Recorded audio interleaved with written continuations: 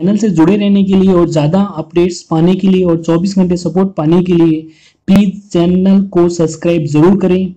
तो आज हम पढ़ेंगे 10th क्लास की एनसीईआरटी का अध्याय 2 अम्ल, क्षार व लवण। ओके फ्रेंड्स, तो आइए हम देखते हैं इसमें पहला पॉइंट। तो पहला पॉइंट है इसमें अम्ल। तो अम्ल क्या होते हैं अम्ल? वे पदार्थ जो स्वाद में खट्टे होते हैं उन्हें अम्ल कहते हैं। तो अम्ल किसे कहते हैं? वे पदार्थ जो स्वाद में खट्टे होते हैं उन्हें अम्ल कहते हैं। अम्ल क्या करते हैं? अम्ल नीले लिटमस पत्र को लाल कर देते हैं। यानी एक लिटमस पत्र होते हैं, तो लिटमस पत्र की सहायता से भी हम अम्ल को ज्ञात कर सकते हैं बिना इसका स्वाद लिए। तो जो नीले लिटमस पत्र को लाल कर देते हैं उन्हें अम्ल कहते हैं। तो इसके उदाहरण देख लेते हैं। HCl यानी हाइड्रोजन क्लोराइड, H2SO4 यानी सल्फ्यूरिक अम्ल आदि। ओके फ्रेंड्स, तो आगे हम देखते हैं क्षार। तो क्षार क्या होते हैं? वे पदार्थ जो स्वाद में कड़वे होते हैं उन्हें क्षार कहते हैं। तो क्षार क्या होते हैं? वे पदार्थ जो स्वाद में कड़वे होते हैं उन्हें क्षार कहते हैं। तो क्षार क्या करते हैं? ये क्षार लाल लिटमस पत्र को नीला कर देते हैं। तो हम बिना स्वाद लिए भी बता सकते हैं कौन सा क्षार है, कौन सा अम्ल है। तो जो लाल लिटमस पत्र को नीला कर देता है वो क्षार हो जाएंगे। ओके फ्रेंड्स, तो इसमें हम क्षार के उदाहरण देखते हैं। NaOH यानी सोडियम हाइड्रोक्साइड, KOH यानी पोटेशियम हाइड्रोक्साइड आदि। तो नेक्स्ट पॉइंट पे हम चलते हैं। अब ये एक ट्रिक है दोस्तों, जिसकी सहायता से हम आसानी से अम्ल और क्षार की पहचान कर सकते हैं। तो ट्रिक क्या है? इसमें लिखा है अनिल। अनिल में अ का मतलब होता है अम्ल। इसमें जो नी लिखा है उसका मतलब होता है नीला लिटमस पत्र, ल लिखा है उसका मतलब होता है लाल। तो इसमें अम्ल क्या करते हैं? नीले लिटमस पत्र को लाल कर देते हैं। तो ये ट्रिक हो गई, अम्ल नीले लिटमस पत्र को लाल कर देते हैं। ओके, तो इसका उल्टा क्या हो जाएगा? क्षार। तो क्षार क्या करेंगे? क्षार लाल लिटमस पत्र को नीला कर देंगे। ओके फ्रेंड्स, तो हमको एक याद रखना है अम्ल। अगर हम अम्ल वाला याद रखेंगे तो क्षार वाला हमें याद आ जाएगा। तो अम्ल का याद रखने के लिए हमें क्या करना है? अम्ल नीले लिटमस पत्र को लाल कर देते हैं। तो ये ट्रिक याद रखिए। ओके फ्रेंड्स, तो नेक्स्ट पॉइंट पे हम आते हैं। अब आते हैं लवण। तो लवण क्या होते हैं? अम्ल व क्षार की क्रिया करने से बने उत्पाद को लवण कहते हैं। तो अम्ल व क्षार की क्रिया करने से जो बना उत्पाद होता है उसे लवण कहते हैं। जैसे ये अम्ल हो गया, ये क्षार हो गया, ये तीर का निशान, तो इनकी क्रिया करने से क्या बनता है? लवण प्लस जल बनते हैं। ओके फ्रेंड्स, तो लवण क्या होते हैं? अम्ल व क्षार की क्रिया करने से बने उत्पाद को लवण कहते हैं। आगे नेक्स्ट पॉइंट पे हम आते हैं। गंधीय सूचक क्या होता है? गंधीय सूचक ऐसे पदार्थ जिनकी गंध अम्लीय या क्षारीय माध्यम में बदल जाती है उन्हें गंधीय सूचक कहते हैं। तो गंधीय सूचक की सहायता से भी हम क्या कर सकते हैं? अम्ल या क्षार का पता लगा सकते हैं। ओके फ्रेंड्स, तो ये गंधीय सूचक क्या होते हैं? ऐसे पदार्थ जिनकी गंध अम्लीय या क्षारीय माध्यम में बदल जाती है उन्हें गंधीय सूचक कहते हैं। तो नेक्स्ट पॉइंट पे हम आते हैं। अब अम्ल की धातु के साथ अभिक्रिया। अम्ल की धातु के साथ अभिक्रिया, अगर अम्ल की धातु के साथ अभिक्रिया कराई जाए तो क्या होगा? तो हम ये देख सकते हैं इसमें, ये रहा सल्फ्यूरिक अम्ल, H2SO4, इसे हम क्या कहते हैं? सल्फ्यूरिक अम्ल। ये क्या हो जाएगा? जिंक हो जाएगा। जिंक की ये अम्ल, और ये क्या हो गया? जिंक। ये क्या है? धातु। जब इस अम्ल की क्रिया धातु से कराएंगे तो क्या हो जाएगा? इसमें ZnSO4 यानी जिंक सल्फेट प्लस H2 यानी हाइड्रोजन का निर्माण होगा। तो ये अम्ल की धातु के साथ अभिक्रिया कराने पर ये होगा। ओके फ्रेंड्स, यानी अम्ल की जब धातु के साथ अभिक्रिया कराएंगे तो इसमें क्या होगा? एक तो सल्फेट बन जाएगा धातु का, और इसमें हाइड्रोजन गैस मुक्त होगी। ओके फ्रेंड्स, तो हम अब आगे आते हैं नेक्स्ट पॉइंट पर। हम धातु कार्बोनेट और धातु कार्बोनेट या धातु हाइड्रोजन कार्बोनेट की अम्ल के साथ अभिक्रिया। धातु कार्बोनेट क्या होता है? M2CO3 CO3 यहाँ पे कार्बोनेट है और M क्या है? यहाँ पे धातु है। ओके फ्रेंड्स, M कोई भी धातु सकती है, इसका एक सिंबल ले रखा है। M मतलब यहाँ पे धातु का सिंबल है। ओके फ्रेंड्स, M की जगह कुछ भी हो सकता है, यानी इसकी जगह M यानी धातु होगी कुछ भी। तो यहाँ पे और MHCO3 इसे क्या कहते हैं?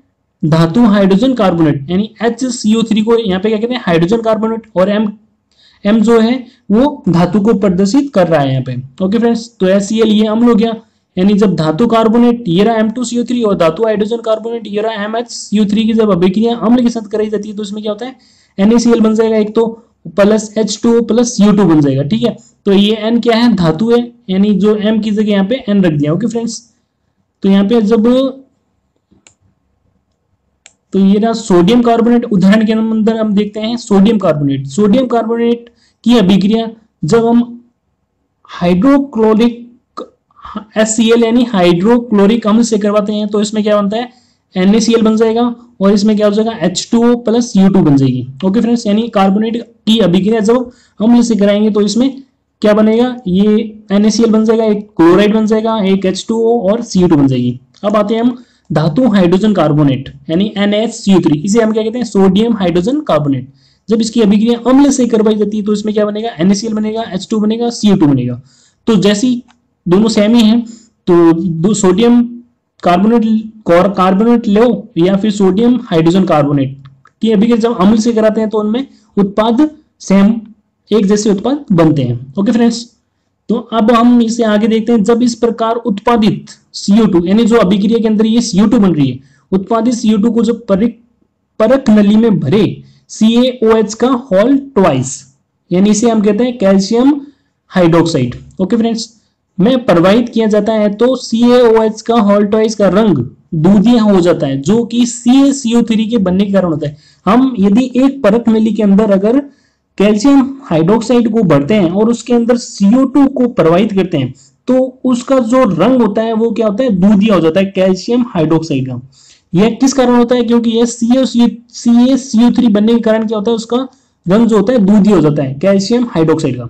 ओके फ्रेंड्स, अब हम आते हैं ये इसकी अभिक्रिया देखते हैं, यानी CaOH का होल ट्वाइस जिसे हम क्या कहते हैं, चूने का पानी, यानी CaOH को होल ट्वाइस को हम क्या कहते हैं, चूने का पानी भी कहते हैं या बुझा हुआ चूना भी कहते हैं। ये क्या है, कैल्शियम हाइड्रोक्साइड में जब CO2 को प्रवाहित किया जाता है तो इसमें क्या होता है, कैल्शियम कार्बोनेट यानी CaCO3 बन जाता है प्लस H2O।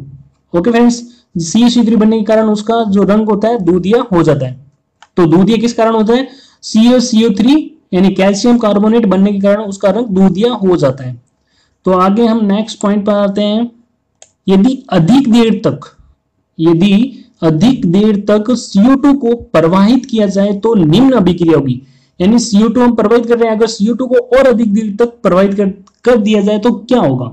तो CaCO3 H2 ये तो पहले ही बन रहा था, इसमें ये पहली अभिक्रिया में बन रहा था CaCO3 H2 वो यहाँ पे आ गया। अब जब इसके अंदर हम CO2 को और प्रवाहित करें तो क्या होगा, तो और प्रवाहित करने पर इसमें क्या होगा, HCO3 का होल ट्वाइस यानी कैल्शियम हाइड्रोजन कार्बोनेट बन जाएगा। ओके फ्रेंड्स, जो जल में विलीनशील हुआ। ओके फ्रेंड्स, तो यदि अधिक देर तक यदि CO2 को प्रवाहित किया जाए तो निम्न अभिक्रिया होगी CaCO3 H2O प्लस CO2, यानी CaCO3 जो कि पहली अभिक्रिया में बन रहा था ये, इसमें और CO2 को प्रवाहित किया जाए तो इसमें क्या होगा, कैल्शियम हाइड्रोजन कार्बोनेट का निर्माण हो जाएगा। ओके फ्रेंड्स, तो अब आते हैं निम्न अगले पॉइंट पर। चूना पत्थर, खड़िया जैसे चौक भी कहते हैं, संगमरमर जैसे मार्बल कहते हैं, आदि कैल्शियम कार्बोनेट के रूप होते हैं। तो कैल्शियम कार्बोनेट के रूप कौन कौन से होते हैं, एक चूना पत्थर हो जाएगा, खड़ी हो जाएगी, संगमरमर हो जाएगा। अब हम आते हैं नेक्स्ट पॉइंट पर, उदासीनीकरण अभिक्रिया। तो उदासीनीकरण अभिक्रिया क्या है, अम्ल व क्षार यानी अम्ल व क्षार परस्पर क्रिया करके लवण व जल बनाते हैं, इसे ही उदासीनीकरण अभिक्रिया कहते हैं। एकदम सिंपल डेफिनेशन है, अम्ल व क्षार परस्पर क्रिया करके लवण व जल बनाते हैं, इसे ही उदासीनीकरण अभिक्रिया कहते हैं। तो ये रहा अम्ल, ये क्षार, दोनों मिलकर क्या बनाते हैं, लवण जल बनाते हैं, इसे क्या कहते हैं, उदासीनीकरण अभिक्रिया। ओके फ्रेंड्स, उदाहरण देख लेते हैं। ये HCl ये अम्ल हो जाएगा, ये NH क्षार हो जाएगा, ये NaCl क्या बन गया, लवण, और ये जल बन गया। तो ये होगी उदासीनीकरण अभिक्रिया। ओके फ्रेंड्स, तो नेक्स्ट पॉइंट पर हम आते हैं, अम्ल की धातु ऑक्साइड के साथ अभिक्रिया, यानी जब अम्ल की धातु ऑक्साइड के साथ अभिक्रिया कराई जाए तो क्या होगा। ये धातु ऑक्साइड अम्ल, इसकी जब अभिक्रिया इससे कराई जाती है तो इसमें भी क्या होगा, लवण व जल का निर्माण होगा। ओके फ्रेंड्स, जब अम्ल की धातु ऑक्साइड के साथ अभिक्रिया कराएंगे तो इसमें भी क्या होगा, लवण व जल का निर्माण होगा। तो जैसे यहाँ पे देख लेते हैं HCl यानी हाइड्रोक्लोरिक अम्ल और CuO यानी कॉपर ऑक्साइड है ये, और जब इसकी अभिक्रिया से कराई जाती है तो इसमें क्या होगा CuCl2 यानी कॉपर क्लोराइड का निर्माण हो जाएगा और H2O, तो ये कॉपर क्लोराइड क्या है लवण और ये H2O क्या है जल। तो यानी जब अम्ल की धातु ऑक्साइड के साथ अभिक्रिया कराएंगे तो उसमें क्या होगा लवण व जल का निर्माण होगा। ओके फ्रेंड्स, कॉपर क्लोराइड बनने के कारण कॉपर क्लोराइड यानी CuCl2 बनने के कारण विलयन का रंग नीला हरित हो जाएगा। ओके फ्रेंड्स, जब ये अभिक्रिया होती है तो इसमें क्या होगा, इसका जो विलयन का जो रंग होगा वो क्या होगा नीला हरित हो जाएगा। कॉपर क्लोराइड बनने के कारण विलयन का रंग नीला हरित हो जाएगा। ओके फ्रेंड्स, तो अब हम आते हैं नेक्स्ट पॉइंट पर। धातु ऑक्साइड यानी धातु ऑक्साइड क्षारीय होते हैं वह अधात्विक ऑक्साइड अम्लीय होते हैं, ये याद रखिएगा आप। यानी धातु ऑक्साइड क्या होते हैं क्षारीय और अधात्विक ऑक्साइड क्या होते हैं अम्लीय होते हैं। नेक्स्ट पॉइंट पर आते हैं क्षार की अधात्विक ऑक्साइड के साथ अभिक्रिया। अब क्षार की हम अधात्विक ऑक्साइड के साथ अभिक्रिया करवाते हैं। ओके फ्रेंड्स, तो ये रहा क्षार CaOH का हॉल्टाइस यानी कैल्शियम हाइड्रोक्साइड और CO2 ये क्या हो जाएगा अधात्विक ऑक्साइड है। CO2 क्या है अधात्विक ऑक्साइड। जब इसकी अभिक्रिया क्षार से कराई जाती है तो क्या होगा, तो इसमें क्या होगा CaCO3 यानी कैल्शियम कार्बोनेट बनेगा प्लस जल बनेगा। ओके फ्रेंड्स, यानी क्षार की अधात्विक ऑक्साइड के साथ अभिक्रिया करने पर क्या होगा, इसमें कार्बोनेट और इसमें क्या होगा कैल्शियम कार्बोनेट प्लस जल बन जाएगा। ये क्षार ये अधात्विक ऑक्साइड की अभिक्रिया करेंगे तो कैल्शियम कार्बोनेट प्लस जल बनेगा। नेक्स्ट हम आते हैं पॉइंट पर अब तनुकरण। तो तनुकरण क्या है, अम्ल या क्षार में जल मिलाने पर आयन की सांद्रता जैसे H3O+ या OH- प्रति इकाई आयतन में कम हो जाती है, इसे तनुकरण कहते हैं। इससे अम्ल या क्षार तनुकृत हो जाते हैं। तो इसकी डेफिनेशन दे रखी है, एकदम इजी है।